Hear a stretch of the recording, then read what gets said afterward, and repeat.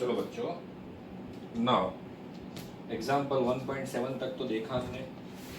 अब आगे example 1.8।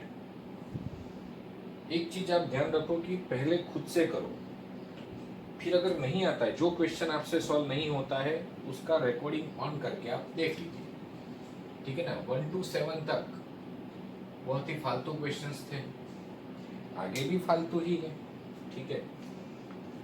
An electron falls through a distance of 1.5 centimeter, number 1.8, through in a uniform magnetic field.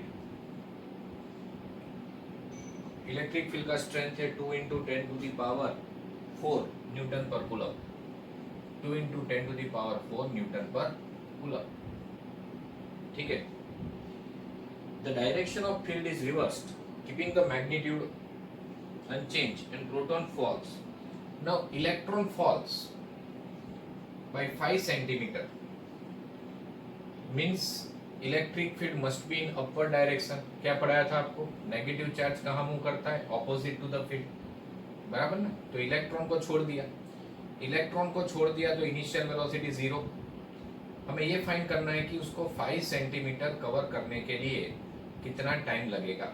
जब ये electron 5 centimetre cover करेगा in this electric field, तो उसको कितना टाइम लगेगा ये हमें फाइंड करना है। अब इलेक्ट्रिक फील्ड यूनिफॉर्म है, तो force acting on electron will be constant. Force की फॉर्मूला क्या थी? QE, clear. फोर्स की डायरेक्शन पता है, हम वैल्यू क्या लिखेंगे? EE। बट फोर्स किसके ऊपर लग रहा है? इलेक्ट्रॉन के ऊपर, इसलिए mass of electron, charge of mass of electron into acceleration of electron. तो what is acceleration of electron? बोलो। इस फॉर्मूला से आपको एक्सेलरेशन मिल जाएगा। चार्ज ऑफ इलेक्ट्रॉन मालूम है कितना है, इलेक्ट्रिक फील्ड का स्ट्रेंथ मालूम है कितना है, मास ऑफ इलेक्ट्रॉन 9.1 into 10⁻⁻³ किलोग्राम। अगर आप इसको सॉल्व करोगे तो आपको एक्सेलरेशन मिल जाएगा, ठीक है। नाउ हमें टाइम फाइंड करना है टू कवर दिस डिस्टेंस। बोलो, is force constant? Is acceleration constant through out? Yes. तो यूनिफॉर्म एक्सेलरेटेड मोशन के लिए हमारे पास फॉर्मूला है D = V0t + ½ at²। क्यों यही फॉर्मूला यूज की? बोलो बच्चों। क्योंकि डिस्टेंस पता है और टाइम फाइंड करना है, तो डिस्टेंस एंड टाइम वाली एक ही फॉर्मूला है। अब इनिशियल वेलोसिटी 0 था तो ये टर्म तो कैंसिल हो जाएगा, 0 हो जाएगा। आपको फाइंड करना है टाइम, तो व्हाट इज टाइम? 2D/AE, और उसका क्या लेंगे? बोलो, रूट। डिस्टेंस आपके पास है 5, क्या रखोगे? डिस्टेंस 5 रखोगे? तो कि नहीं, उसको हम मीटर में कन्वर्ट करेंगे, because this is in SI system, तो दोनों SI में होगा। अब आप ये फाइंड कर सकते हो, ठीक है ना। तो 2B क्या है? 5 into 10⁻⁻²। और एक्सेलरेशन अगर आपको यहाँ सॉल्व नहीं करना है तो 1.6 into 2 3.2 into 10⁻⁻15, और ये कहाँ जाएगा? ऊपर 9.1 into 10⁻⁻31। क्लियर। अब देखिए 10 का पावर 15 - 2 कितना हो गया? बोलो, +13, 13 and -31, 13 and -31 कितना होगा? बोलिए, -18। क्लियर। -18 रूट से बाहर निकलेगा तो 10⁻⁻9 हो जाएगा। इतना सब कुछ चला गया।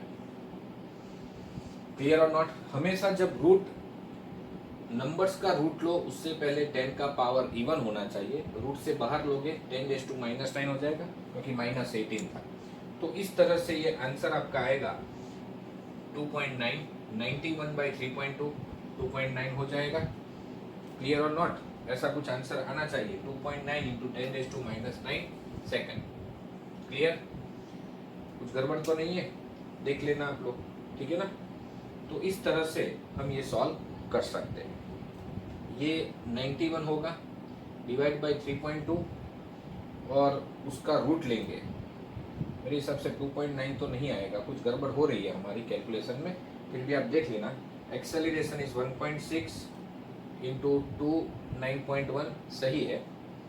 ये 91/3.2 1.5 है। ये 5 सेंटीमीटर है या 1.5 सेंटीमीटर कवर करना है?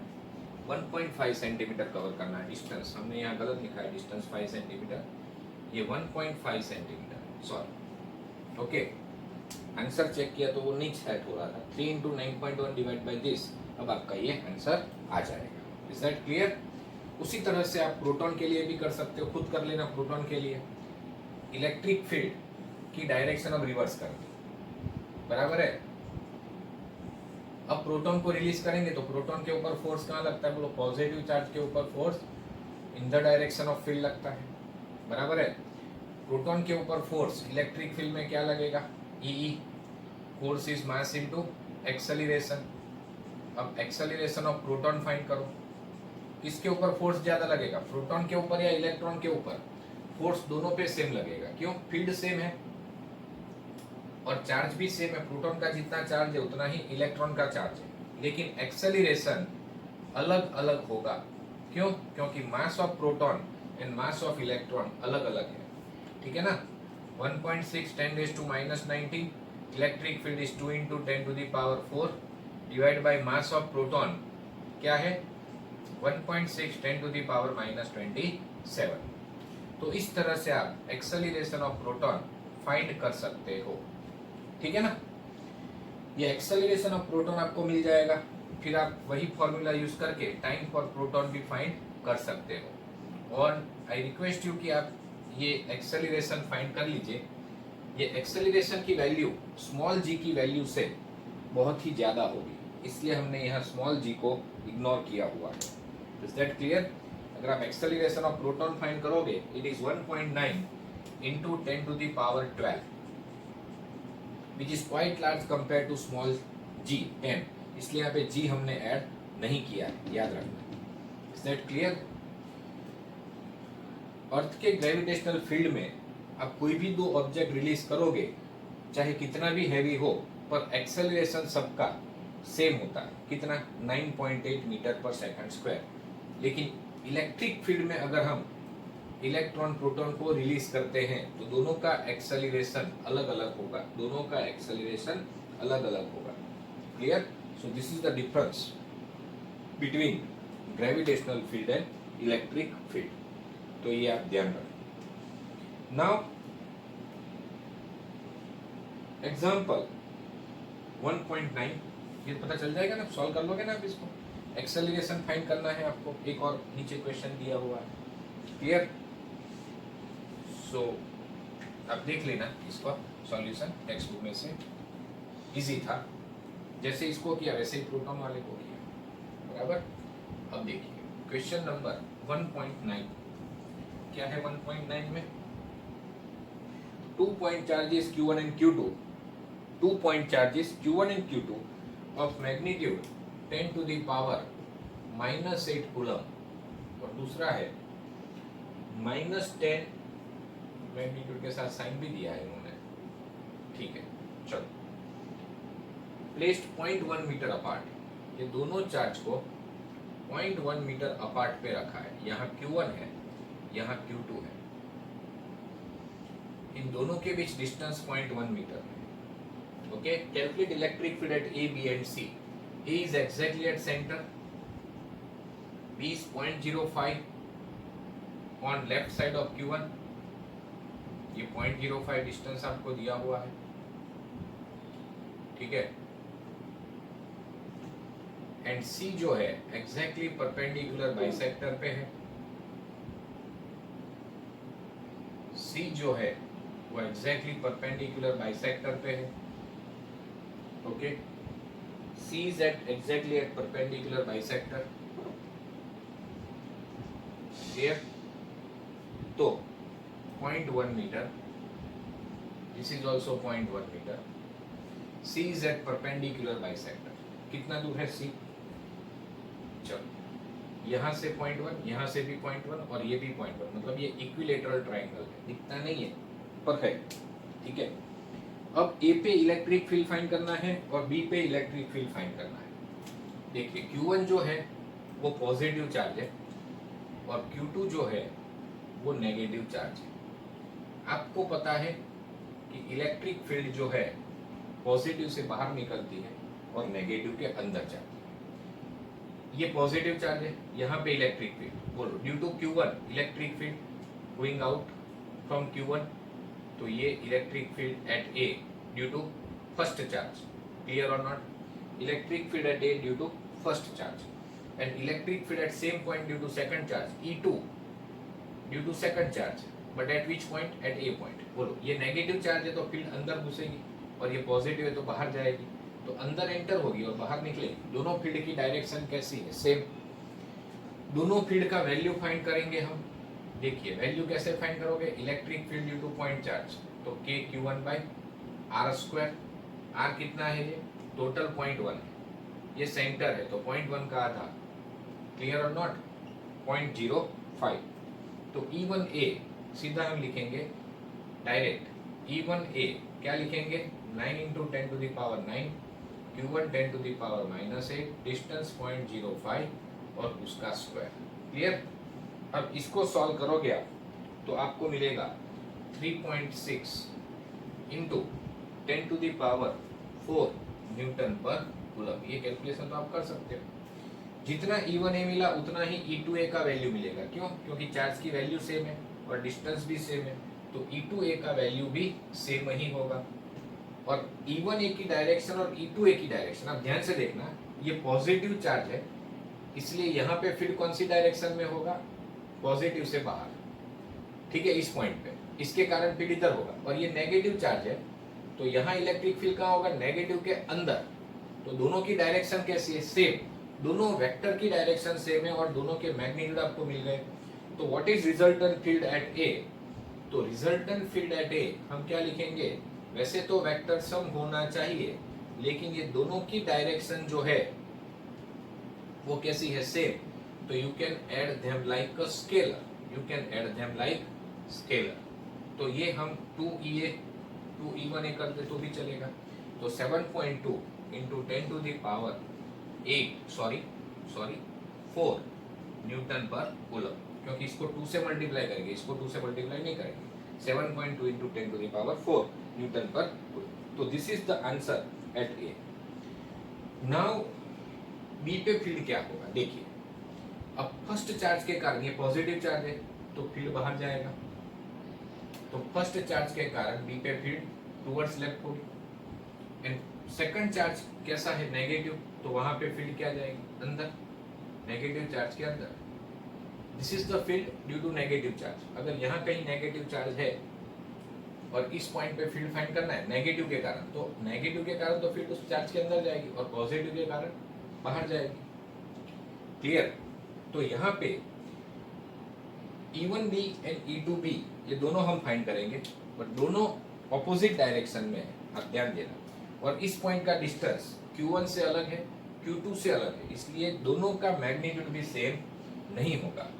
तो E1B आप खुद फाइंड करना, K Q1 बाई B कितना डिस्टेंस दूर है? 0.05, क्लियर और not? From first charge it is 0.05 away and from second charge it is 0.15 away, 0.15 metre away, clear?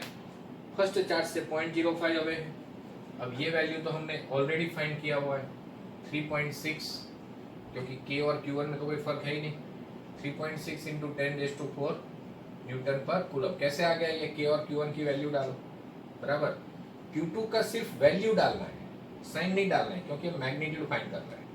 यहाँ बच्चे गलती कर देते हैं, Q2 को साइन के साथ डाल देते हैं, जो गलत है। हम सिर्फ वैल्यू फाइंड कर रहे हैं, ठीक है ना? इसलिए Q2 को साइन के साथ नहीं डालेंगे, क्योंकि हमें तो सिर्फ वैल्यू चाहिए। What is the value of field? And it is 4 into 10⁻³ Newton per coulomb, clear? मतलब हम लिख सकते हैं 0.4 into 10⁴ newton per coulomb, clear और नॉट? अब हम यहाँ पे देखेंगे कि ये दोनों फील्ड जो है वो ऑपोजिट डायरेक्शन में है, तो रिजल्टेंट फील्ड क्या होगा? जो बड़ी वाली वैल्यू है उसमें से छोटी वाली वैल्यू सबट्रैक्ट कर दो। एंड डायरेक्शन क्या लिखेंगे? कौन बड़ा है? E1B बड़ा है।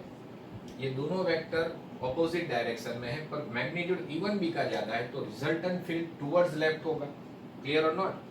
तो EB क्या होगा? टुवर्ड्स लेफ्ट, क्योंकि हम डायरेक्शन लिखेंगे टुवर्ड्स लेफ्ट, दैट्स व्हाई। आप यहाँ पे वेक्टर सम कर सकते हो, लेकिन अगर हम वेक्टर न लिखे तो आप यहाँ पे सिर्फ उनका सब्ट्रैक्शन कर देना, 3.6 में से 0.4 निकाल दो, 10⁴ बाहर निकलेगा, ठीक है ना, कांस्टेंट है ना, बाहर निकलेगा, ऐसा मत सोचना सब्ट्रैक्शन कट हो गया। 3.2 इंटू 10⁴ न्यूटन पर कूलम। तो electric field at B vector form में अगर लिखना है तो ये वैल्यू हो गया, एंड टूवर्ड्स लेफ्ट ये हो गया direction. Clear? Towards left, clear और not? So EB is directed towards the left. Okay, EB is directed towards the left. अब बात करते हैं field at C. What is field at C? अब देखिए यहाँ पे ये पॉजिटिव चार्ज है, पॉजिटिव चार्ज से फील्ड कहाँ जाएगी? बाहर। तो electric field at C due to first charge, clear और not? And electric field at C due to this second charge, ये नेगेटिव है तो फील्ड अंदर जाएगी। Electric field at C due to second charge अंदर जाएगी। अब ये इक्विलेटरल ट्रायंगल है, ये 60 डिग्री है तो ये क्या होगा? 120। किसकी वैल्यू ज्यादा होगी? E1C की या E2C की? बताइए किसकी वैल्यू ज्यादा होगी? E1C की या E2C की? तो वैल्यू ज्यादा होगी किसी की भी नहीं, दोनों की वैल्यू कैसी होगी? सेम। क्योंकि देखिए दोनों चार्ज का वैल्यू सेम है, मैग्नीट्यूड सेम है, डिस्टेंस भी कैसा है? सेम है। तो जितना E1C है उतना ही E2C है, और वैल्यू क्या होगी? K Q का वैल्यू रखना है, साइन नहीं रखना है, याद रखिए, क्योंकि हम मैग्नीट्यूड फाइंड कर रहे हैं। डिवाइड बाय 0.1 का स्क्वायर, दैट इज 10⁻²। तो क्या हो जाएगा बोलो बच्चों? 9 into 10⁻³ Newton per coulomb. Clear? अब resultant field at C find करने के लिए हमें इनका वेक्टर सम करना पड़ेगा। क्लियर? क्योंकि electric field is a vector quantity, और उसका मैग्नीट्यूड के लिए हम क्या करते हैं बोलो? Parallelogram, law of parallelogram. कितना एंगल है दोनों के बीच? cos 120। cos 120 की वैल्यू कितनी होती है? -½ -½ तो ये 2 कट हो जाएगा, माइनस यहाँ जाएगा। E2C और E1C की वैल्यू सेम है, तो जहां जहां E2C है वहां वहां भी E1C डाल देंगे, यहाँ माइनस आ जाएगा क्योंकि ये 2 और ये -½ ये -½ 2 कट हो जाएगा, और E1C² बोलो ये भी कट हो गया। क्या आंसर आया? E1C। मतलब वैल्यू क्या मिली? 9 into 10⁻³ Newton per coulomb. And EC vector is in which direction? देखिए दोनों का वैल्यू सेम है तो एग्जैक्ट बाइसेक्ट करेगा। बाइसेक्ट करेगा मतलब it is towards right, it is towards right. EC vector आप लिख सकते हो डायरेक्शन के साथ, EC vector is towards right. Okay, तो इस तरह से आप इसको सॉल्व कर सकते हो। ठीक है, नाउ एग्जांपल 1.10। बेटा समझ में आया नहीं आया? फील्ड की डायरेक्शन पॉजिटिव से फील्ड बाहर और नेगेटिव के अंदर। क्लियर? पॉजिटिव से बाहर, नेगेटिव के अंदर। यहाँ देखिए